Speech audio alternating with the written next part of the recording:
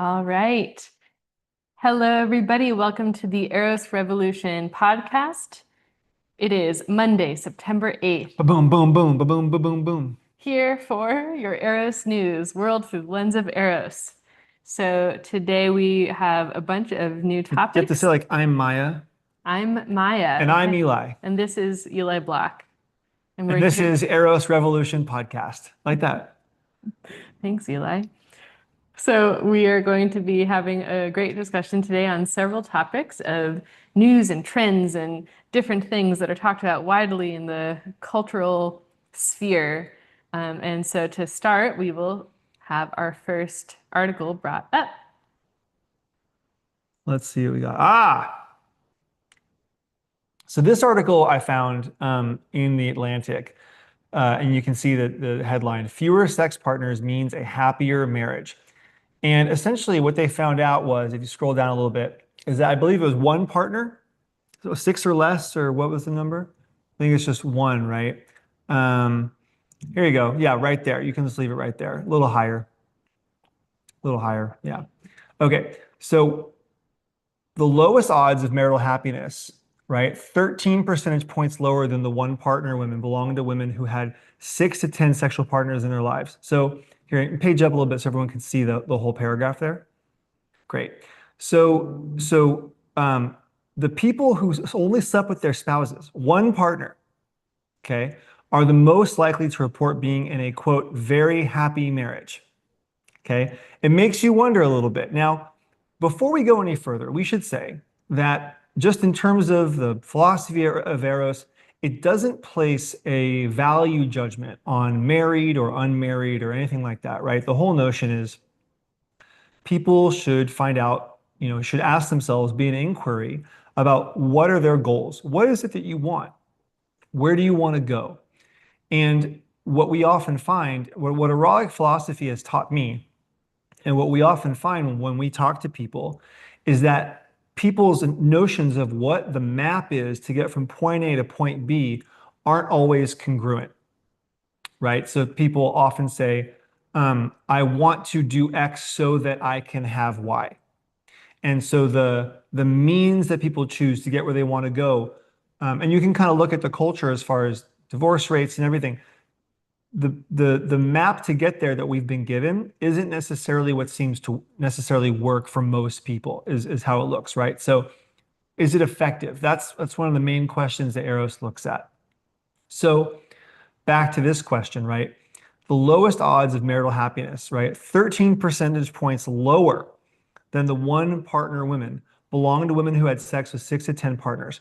So so here you've got a woman who's never had sex with anybody but her partner, and then they're happy, and then you've got the women who have had sex with, I mean, frankly, like not a whole lot of people. Maybe for some people that would be considered a lot, but generally speaking, not a whole lot of people. 6 to 10, right? And they are so much less happy. Why might that be? Right? Is the question that we ask ourselves. First thought? Yeah, so you can take the screenshot down for now. Yeah, I mean, this is basically saying, now, a lady who doesn't know any other option, folks, she's going to be the happiest. And and I think that that's really interesting in the one sense because it's like there is something that is I appreciate even if I disagree or even if I think that there's a better way to achieve a kind of happiness or to achieve a kind of enjoyment or fulfillment in life. I think that it's interesting to see these studies that come out and then it's just like, okay, well, where do people run with that? So then is the conclusion of this then saying, okay, so then therefore in conclusion, everyone just only ever sleep with one person and you will be more happy.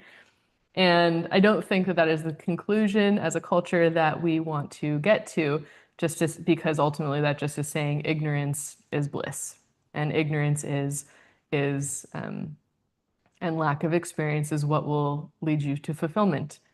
Um, we were talking about this earlier, and I was saying, there's an interesting one concept that is tangentially kind of interesting is, I think that people who have very disciplined practices or who've experienced things like arranged marriage, where there's experiences where you take out all choice from one's life, and that the reduction of choice can create a sense of deepening of an experience that someone can go into. But I just don't think that that's what people are talking about here. I think here people are really just saying women just have lower appetite, don't want so much, you'll be happier.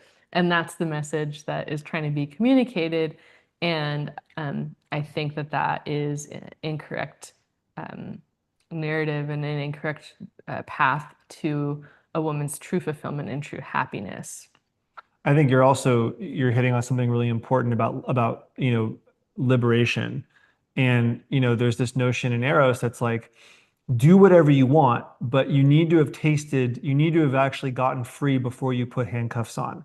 Because if you're saying to yourself, okay, I'm going to go into this much more confined or deeply confined situation, but you don't know what's on the other side, it's really debatable whether or not that is a fully aware and awake choice, or if that is, going by if that's using someone else's idea because you haven't experienced it. So it can't be yet your idea. You're like, oh, I don't want to do that, so that you don't know. But then you're making a choice to do something which you're saying is what I'm doing with my freedom, which in a manner of speaking it's free will, but is it from having tasted liberation and then God, what's the word? Not abstaining, not relinquishing. Um, Abstinence? yeah, I guess it would, or there's some word that means like, um, Discernment? yeah, or like if you've done, I feel like it gets used in 12-step circles, something like that. But it's like some kind of letting go of something deliberately. Um, but doing it with awareness versus doing it from kind of like, I don't want to know because then I might not be as happy if I knew what that was. It's a willful ignorance. I also I'm so interested in, one thing that I thought was hilarious is that they were like, between 1 and 6 people, you know, just as though that's like, you're really going to town with 6 people for, with some people that is a lot, but uh, I think that it's also interesting, yeah, to think of, okay, well, why would that create less happiness? Why would having sex with more people create less happiness? And what is that? What does that mean? Is that because you suddenly are awakened to the enormity of desire that you have? You're more conscious of the complexity of desire. You're more conscious of, oh, I've had some experiences before and I have no idea how to communicate, how to get back to them, and that makes me unfulfilled, and that's a part of the erotic path is that it is not easy. It is not necessarily always fun. I think that it can be deeply enjoyable, but I think that there is a sense of people think of having more sex as this hedonic and just kind of like mindlessly pleasurable pursuit when it actually brings up so much to confront in terms of what a path of desire actually is that that could create a lot of dis-ease and disequilibrium and challenge within one's psyche. And it is true. It is easier, and you might be happier in a having not gone into the forest of that. Um, but it's just about what you want. It's the desire. Um, I had a tack on to that, but I think you have the last word. Yeah. So with that, we'll go into the next. Oh, I'll come back Oh, to it. That's what it is. It'll be something which we circle back to later. okay. We will circle back to Eli's thought. Yeah. So uh, Our next one. tacking on that, if you could This scroll is to this is the this is title. Maya's favorite article from today's.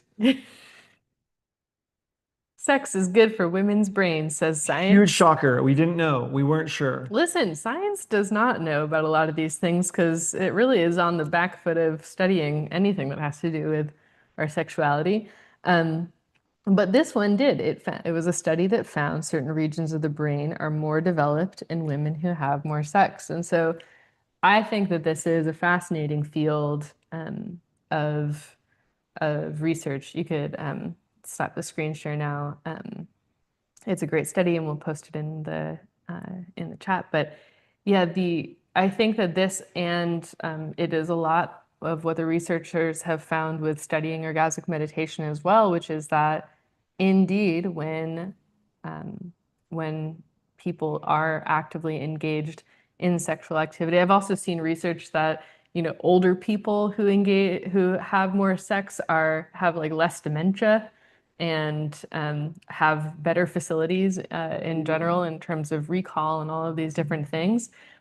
And I think that that's so interesting. And again, all of these things, it's like there's a shallow way of looking at the narrative, and then there's how do you go a little bit deeper into like the complexities of what these things are saying. And so on the surface level, someone might be happier with less experience, but as you go into having more experiences and into having more contact with your sexuality, um, there can be a richer experience. There could be a more nuanced and deep experience, and things like this that show that women have more development in their brains.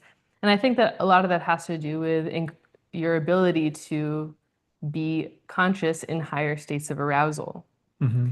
And so women who that this study was talking about women who have more sex, and studies with are talking about women who and men who and it's people who actively engage in contact with arousal.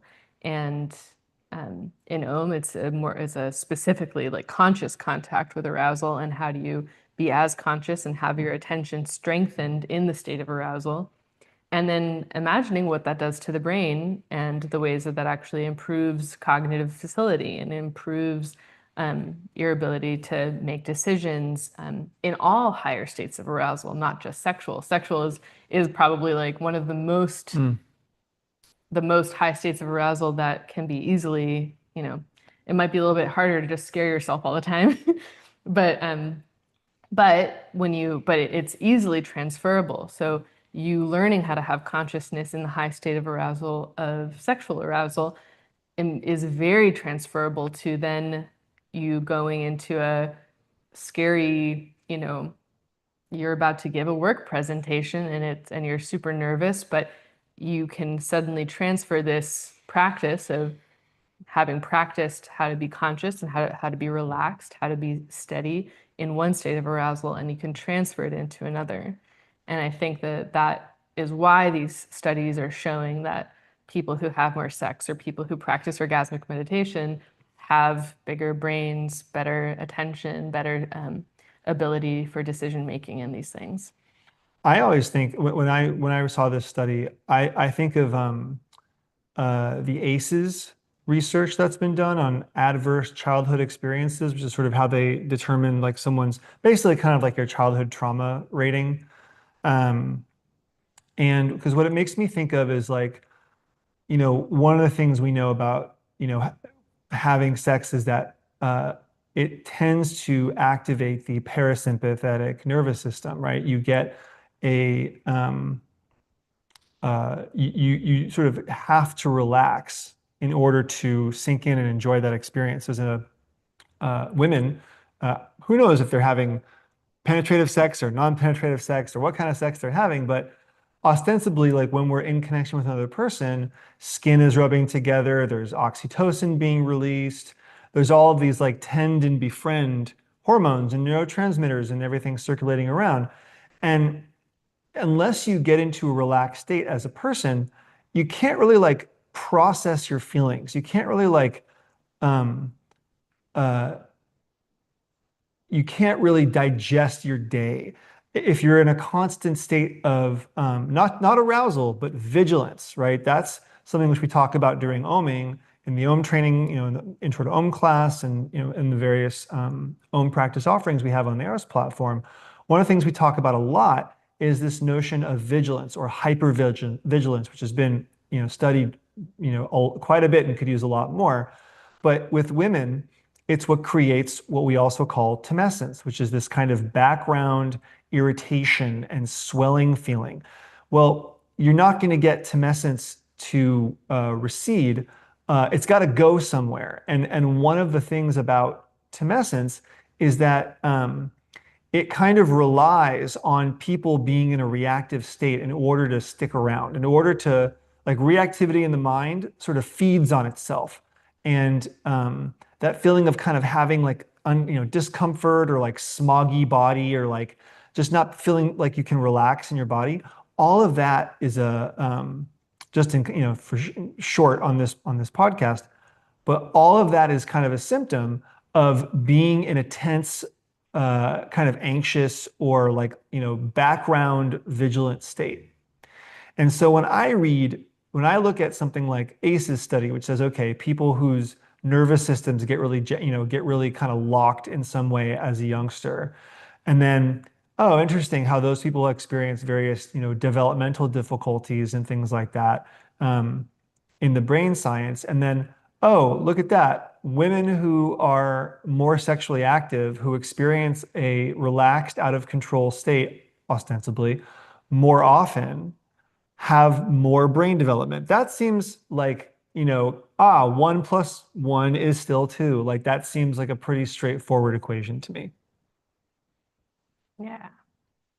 When you were talking just now, it made me think of your story of of your own kind of experience with arousal and discomfort growing up, and how You're saying I have aces? well, it's a little bit. It's a there should be a condition that's like your arousal comfort quotient or I could something have I like could have that. I could have Mace's mildly adverse childhood experiences, something like that. Yeah. But I don't know if you want to share a little bit of your story of that of Well, are you saying my brain didn't develop well? no, no, no, no, I'm saying no. What are you saying, Maya? No, just your story of your nervousness growing up and how you couldn't deal with it. Oh, and with Ohm. Yeah. Yeah, yeah. So, what Maya is referencing here is that in my own experience as a young adult, arousal would feel pretty overwhelming. And it was fun for like 10 seconds and then it would feel pretty overwhelming. And I think that just means, how much a potential I have in here, how much life force is in me. But the antidote to that ended up being Om. And I believe that's because, like Maya said to open this segment, it was the ability to bring consciousness to an aspect of my body-mind connection that was outmatched by the amount of arousal input that was coming in. And um, I can tell you, I think my brain has grown a lot in the last couple of years with Ohm. But in some way, it's like, well, what would grow? What else would grow? Like it would have to be like some levels of like synapses or something, like something in me changed. And in order for that to change, I think my brain has to change. And so I believe that Ohm, set up enough structure that something in my consciousness was literally able to shift in such a way that that's not an issue anymore. Yeah. And so I think that this is a great kind of topic on just general discussion on anxiety and these different ways that anxiety and depression on the other side, and all of these different expressions that people experience often in our culture, that it is likely in many cases a way that the inability to understand one's own physiological arousal and how to be with it and how to express it in a way that actually lets it flow. And so then when you can learn how to actually harness it, when you can learn how to practice it, a lot of those kinds of symptoms many people see dissolve and resolve into a flourishing state. Yeah, like this. Great. And so with that, we'll go to our next piece.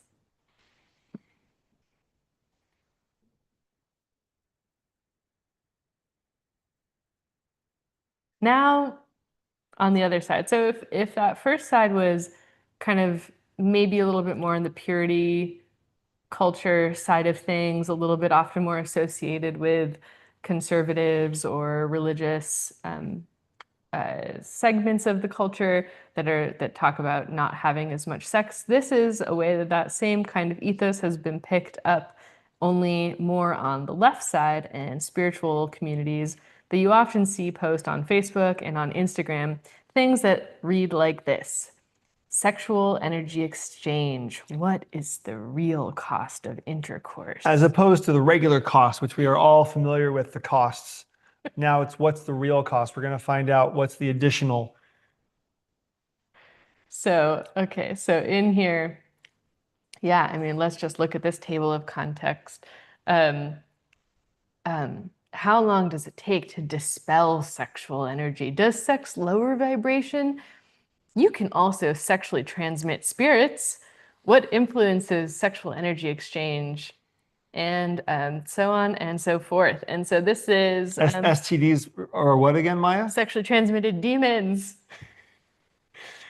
You can stop sharing now. So yeah, so this is a this is for anyone who is on more spiritual sides of TikTok, Instagram, social media in general. You'll often see these things that are scaring you into purity because of the entities and spiritual vampire demons you're going to contract by engaging in a sexual experience. And so I'd love to hear your thoughts on that. Well, this is one of those things. This is one of those things where, the first thing, which there's 1,000 ways to slice this one, and we'll have a little back and forth. But the first thing which struck me is like, this is one of those ones where you have to ask, what do you have to believe about women to believe that this is true? Like, what do you have to believe about women's power and resilience, and like, what are the properties, right? Because it immediately casts a woman as a, it's in some ways, it's just an extension of like a woman's most, the mimetic belief that a woman's most appropriate or goals, her goal archetypes should be like a mother and activist or something like that, right? And that those are like the two, like that's like an appropriate expression of power. And the other one is like the appropriate expression of sexuality is like in motherhood. And like in the meantime, like you're allowed one lover. Like in the meantime, like here's your little cup of lover that you get, and funny joke, I just, clearly made up by men because we like having the same thing for breakfast every day. Mhm. Ha ha ha ha. Anyway, so yeah, we got Hannah on that one. Yeah. So what do you have to believe about women? Do you have to believe that they are just standing around a large, open, defenseless, genitals, like a balloon waiting to be popped by some, nefarious force out there? And on some level, what this is also, there's a few different levels to this one. And so I'm going to slice a couple down and we'll see where Maya wants to jump in. So, because the next one is kind of like, what it's saying is, if what's out there sexually isn't like you, right? Because there's a whole there's a many invisible ideas that this taps into. Okay, so we're gonna get through a couple of them. So one of them is that a woman's preferences should dictate her sexual partners. In other words, I remember one time I was in a class and there was this, very, conventionally, beautiful woman, could have been in a magazine or something like that. And she was talking to a teacher of mine, I don't remember who, and she said something like, Well, I'm worried about all of these. I'm worried about all the men, out there who I could get, like a spiritual something, like we just said in this article. And the response was, okay, well, who are you attracted to? And she named someone. I don't remember if it was someone that we knew or if it was someone who had been in another class, but it was someone who like everyone kind of knew who it was, but not like a celebrity. But the thing about this person is that they like wore like the white button-up shirt and like had like the right neckerchief and like was like kind of young-ish, you know. And the question was like, who do you think you have to keep out? And it was like pretty much everyone who didn't match this very basic idea of what the right partner should look like or seem like, sort of spiritually seem like.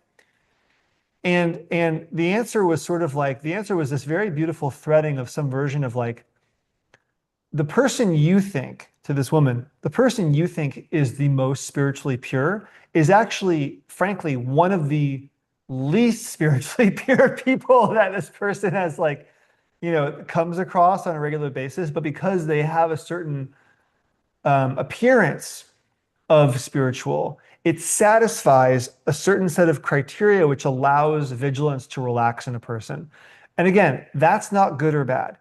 It's not like that mechanism is good or bad, but it is a part of the mind that will insist there's no way you could be attracted to someone who doesn't fit a particular criteria. And, tall, blonde, short hair, successful, works out at Equinox, and unless they are that, what about a 70-year-old man from Biloxi, Mississippi, who's got a beautiful practice of Christianity, or a monk from Burma, who, God knows how many different kinds of people there are out there, right? But there's a notion embedded in this is the same old recycled idea, which is that difference equates to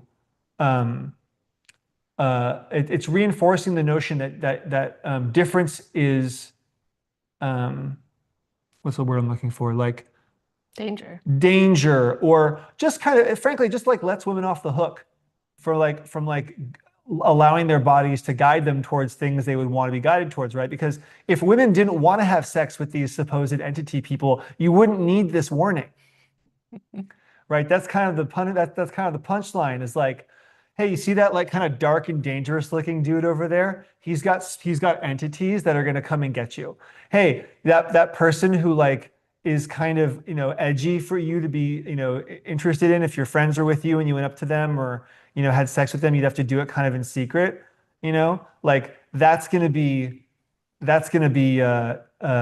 be harmful to you, right? It's reinforcing a sense of attraction based on identity versus real magnetism. And so there's something about those energies that, for whatever reason, women seem to be tempted by. Why is that? Well, and then I mean, what I also think is that what they're saying when people say don't have sex with certain people because you might get an entity, what I think that they're saying is a lot of things, but I think that yeah, but I think that one thing that they're saying is that there are things that you're going to come across that you won't understand and know how to deal with, and you shouldn't. Um, like that, as though that there's something that you could experience in connection with somebody, instead of saying there's something that you could experience in connection with somebody, that like say that that person has has some like a trauma in their past, has that they're super resentful from their day, that they are carrying some negative energy, whatever the thing might be that they're trying to scare you that the person has, that they could infect you with. There, it's entire like it is the unique skill set of woman to actually know how to handle that and to actually know how to meet that, to receive it, to take it in, and then to send them back with more fortitude, clarity, and love. And a woman has the capacity to do that. And so this kind of stopping at the point of saying, that exists and therefore you shouldn't is just reinforcing this notion that women are weak, that women are victims, that women are incapable and a lower class. And that's just not true. It's also robbing women of a certain needed fuel. Right. It's another just way of saying just you know, the only way that you would learn how to handle that kind of experience is to have more of it. So don't have the experience, so you'll be locked out of having that knowledge and that wisdom. And I don't think that it's all for bad, purposes. I think most people in the world don't know what is actually possible in the realm of sexuality, and I think that they, might have well-meaning desires for people's safety and for people's, well-being and everything like that. I don't think that they necessarily always think that, oh, I'm locking a woman out of her power. Um, This is the but maps thing. This is the goal, and then the A to B to destination yeah, does not match. yeah. And so I think that the thing that I'm really passionate about is educating more on what actually is possible, because I just don't know if people know that it is possible for any number of negative energies to come into your sphere, and that you actually can be someone who receives that and makes the world better and makes a person better for interacting with you with it. Now, you might not always want to experience that. That might not be necessarily fun or enjoyable all the time to, do that all the time, but it is a capacity, and it is an ability that women can certainly develop in order to have in the world, that I think people don't even know about, because women don't get that far in their direct experience of their sexuality and practice. And so then you have women who only go so far and feel then kind of trapped and crazy in what they can and how much that they can um, that they can have facility with in that domain. I would say also, I'm gonna do a little trippy loop back to something else. I promised you guys a loop back. So we were talking a little while ago about the women who had one sexual partner versus like six or more or whatever it was. And there's this notion that the founder of One Taste, Nicole Daedone, often talks about when it comes to, she talks almost like the erotic biome, which is this notion that we have, that women have a sort of erotic, biome, a diverse internal ecosystem that can absorb these energies, and that can create, and that by doing so creates a more resilient human being, right? Orgasmic meditation is, one way of learning how to meet different frequencies on their terms, right? And this is sort of another order level practice of doing that. And so the tie back is, again, sort of like, we live in a culture that's designed to keep women small and powerless. And there's something, I think, even naturally, about, it's not just where you look at the top layer of that last article where it's like, oh yeah, like women who had sex with more people, they want to keep having sex because it was so good and they liked it so much. Okay, yeah, maybe that's part of it. And the other potentially under the surface thing is in the same way that, like, if you grew up eating, again, if you grew up eating one particular set of nutrients and your body actually needed a whole other set of nutrients, right? You need all the different colors. You guys ever seen that picture of like all the different colors of the things you should, oranges and blues and purples and reds and greens and all of these things. And you like only got purple. You had like sweet potatoes and like whatever, beets, or what else is purple? Beets are purple? Beets Yeah. are red. Pizza purple. Yeah. Beets are purple. I'm a He's little colorblind. colorblind. So, but there's other stuff. You have to like memorize things. So, you only got to eat purple and let's say green, right? And then, but like there's all these orange and yellow and limes and lemons and like you got to try a couple things from the other side of the board.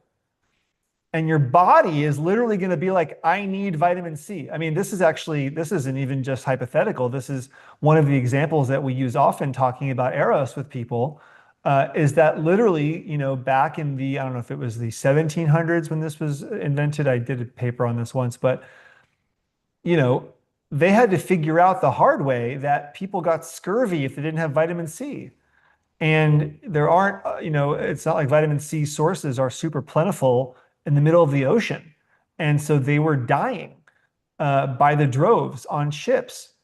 And they needed to start, sending limes with all the ships so that people didn't get this horrible disease. But like, that's literal. That's like a literal life or death thing, which like, Lord knows if you'd ask one of those guys, how about would a lemonade sound good to you right now? Like there might be something in them that's like, in the same way that people are like, I need protein, or like, pregnant women like crave pickles, or, whatever it is. Like there's something biological or physiological that's pulling on that it's like, I need that in order to make myself whole in some way that I can't do with what I'm being fed right now. And so I just really think that like so often with sex, because sex is so opaque, it's so easy to go into the realm of meeting needs, or meeting status, or having pleasure, and all these things that like, it's not that it couldn't be that, because those are all things that people sort of seem to want. At the same time, uh, there are much deeper influences that I've come to respect over a long period of time, that aren't always obvious on the top. And so we will go into our final Instagram post. The US Navy studied 2,000 SEAL candidates to find out what predicted survival in Hell Week. Not strength, not agility, not size. The best predictor, a 4-mile run. The faster you ran, the better your odds, but the reason why goes deeper than endurance. For decades, the military has tried to decode the secret sauce of those who survive. Was it strength, size, mental grit? Research has been mixed. When I asked a former SEAL, he told me, I thought football types would thrive, but it was the endurance athletes, rowers, swimmers, runners, who made it more often. They knew how to suffer alone in their own head. So this kind of goes, so this is our segue into resilience. Well, what creates a certain kind of mental resilience? What has it be that, let's say, Buddhist monks are able to sit for hours and hours and hours, or Hindus, whatever. And, it's not that those practices are without pain, but what happens to a person there? Well, this is what we would talk about. This is why something like orgasmic meditation is a practice. That's why we make arousal a practice, is because oftentimes people like this gentleman, who is totally right in his tweet, only see it from the perspective of like suffering. Like only, like, because what you expect in Navy SEAL training is that suffering will like, you have to watch for the intensity of suffering to see if people quit, right? That's after how much suffering does someone end up quitting Navy SEAL training? And it's not the biggest guy, it's not the strongest guy, or gal. It's the person who he's like, is able to suffer alone, right? Okay, so there's something which that person, there's some sanctuary, some refuge that person perhaps has been able to tap into in themselves. That's certainly part of it. And pleasure is the same, but it often gets overlooked, which is that when it comes to pleasurable experiences, the Tibetan Buddhist soak offering has this wonderful phrase. As you're being offered, and as you're offering this feast, to all of the different Buddhas and Bodhisattvas and Dharmapalas and lineage keepers and all these different kinds of entities, there's a line you say, which is basically, without desire, enjoy this desirable offering. Without desire, enjoy this desirable offering. And it's basically saying without some form of clinging or grasping, right? Without entering into suffering, enjoy this for what it is, but let it go when it's, time to let it go. And that's where, that's where I think people overlook like toughness with pleasure. We live in a world that basically ignores attachment and is like, no, attachment's normal. It's what everyone should be doing. Everyone should be, let's have a party for attachment. Like it's someone's biggest moment in their entire lives is like celebrating their attachment. And it's like, okay, well, maybe there's something to learning how to work with the mind in such a way on the pleasurable side of things, where getting everything you want can actually be one of the most difficult aspects of suffering. And who can stay conscious there, right? And that's why, it's on some level, it's why we own, is because we're learning how to remain neutral by watching what happens when certain spots get stroked on the clitoris, when we feel certain sensations, when arousal goes up, and learning how to maintain a mind that can stay value neutral or uh, that has enough space between the stimuli and um, and the arousal response that you can begin to notice, oh, when the sensation goes up in this way, I get attached to this, or when it goes up in this way, I'm aversive to that, right? And no one has thought about how to approach something like Navy SEAL training from the other direction. And so it kind of ties into our resilience conversation and our erotic biome conversation, where it's like, what if those things, what if Navy SEALs you want a Navy SEAL to give up all their secrets? Like what if there was a method of information extraction that was pleasure based? Like have they tried that? Would it work? I don't know, but you might be able to do it because people go unconscious when it comes to pleasure. Yeah, I mean, I love always talking about the concept of resilience in the context of pleasure and liberation and arousal. And how do we increase our resilience through the constant contact with arousal? And I think that again, just like what we've been saying, a lot of people go into arousal and then they diminish it by saying, oh, it's just pleasure or it's just a hedonistic experience without, okay, well, could you do that every day and stay conscious? And and all of these things that I think that are so interesting and they're so fun. They're so fun and interesting to explore. Like, where do you get in a relationship where you're relating with somebody, and when is it that you hit that point that you want to grasp, that you want to fall in love, that you want to then possess and own? And how do you work with that inside of oneself? And how do you make that a practice to actually feel all of those subtleties and not just be swept by it? Not just say, okay, this is just the way that things go, but actually, how do you insert a kind of mind that pays attention in all of those different locations? And how do you practice that? And then how do we have a whole community of people that practice that, where you can communicate about it? Oh, and how did it work for you? And where did you get stuck? And how did you get through that? And having that as a communal conversation that people have at large, instead of the one track that people only talk about of, getting into a relationship, getting into a marriage, and then just staying in it forever and ever. How do you have this wide diversity of experience that then has you able to be a Navy SEAL of arousal in every domain of life?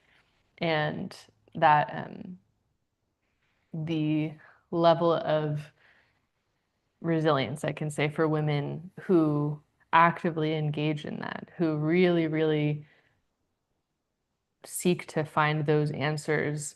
Um, I think a lot of people know the kind of conditions that we live in here in Eros, and people often ask us, how are you happy? How are you so full of life, and how are you so lacking in resentment? And I think that that is the ultimate answer, is that we engage in such a constant state of arousal practice that, and many practices as well, but I think that that is one of the telltale marks of somebody who has really clear practice, is that they feel good, that they feel good, they are resilient in any condition, and that they have a absence of resentment and those kinds of things that can get stuck if your system is too cold. Arousal heats it up and can help burn it through quicker. All right. That is all for our podcast today. Thank you all for joining us on this week of Eros Revolution. We'll be Viva la back. revolution. Viva. We'll be back on Thursday. Until